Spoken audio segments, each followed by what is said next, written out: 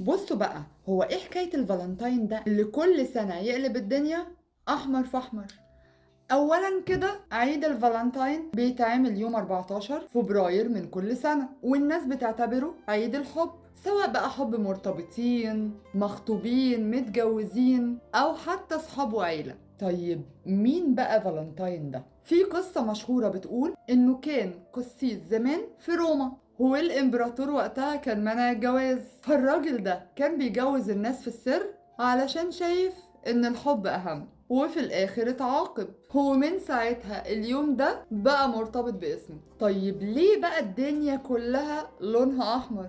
علشان اللون الاحمر بيرمز للحب والمشاعر القوية، علشان كده قلوب حمراء وورود حمراء، حتى الشوكولاتة متغلفة باحمر. تعالوا بقى اقول لكم حاجة غريبة، في اليابان مثلا البنات هي اللي بتجيب الورد للشباب، وبعدها بشهر في يوم اسمه اليوم الابيض الشباب بيردوا الهدايا. يعني هناك الموضوع منظم اكتر من عندنا بكتير، وارقام بقى تخض.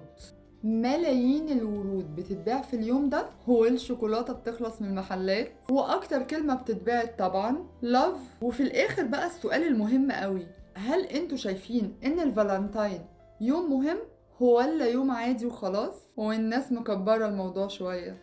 وهابي فالنتاين.